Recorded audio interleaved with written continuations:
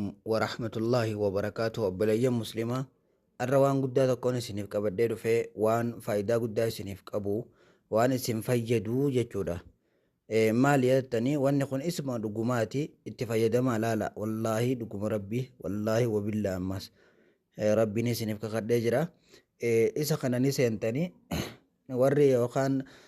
daataan fayyadamu hedduu irra rakkisaa jiru maallaqa gatii guddaatti kafalaa jirtanii asirra hin seentu magabaayitii ni galchitu kana hin to'itu sanaa booda xiqqa shaafadhaa hin fatina ni fida 13 irra ni gootu namaaf yookiin ofii keessaniif jedhaa ofii keenyaaf jettanii hin dho'itu guyyaa tokkoof yookiin torbaa tokkoof ji'a tokkoof guyyaa tokko jaalattu hin goota torbaan tokko feetus ji'a ni filatta sadiin kana keessaa filannu guyyaa tokkoof birrii qarshii 12 jiibii takka tuqaa 5 telegiraamii fi waatsaappii jedha isa kana baakeejii kana hin hidhattu sanaa booda maal gootu appilikeeshina kana hin buufattu appilikeeshina kana hin seentaa appilikeeshina kana buufattee yeroo jettu maal goota yennaan isarra ganni galtu isa keessa ganni galtu ni deemta san booda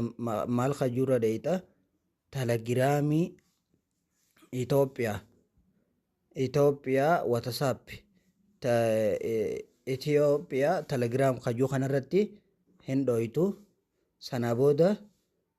isarti bakka yoo kana hin xuytu sana booda eegaga akkuma laalaa jirtanii kunoo amma booda daataa akka ajaa'ibaatis hojjeta mee seennee ilaallu waliin in seenta daataa waan takka na rakkisaa guyyaa guutuu sa'a 24 akka gaariitti fayyadamta maallaqa baay'ee ittiin fixxu jechuudha kuni waan guddaa isin fayyaduu jeetii yaada akka isin jechuudha itti daleedinaan kana bu'aarraa buufattan abdii guddaan qabaa hundinuu hanga viidiyoo biraa qabannee deebinuu inshaallah nu jajjabeessaa isiniin jenna.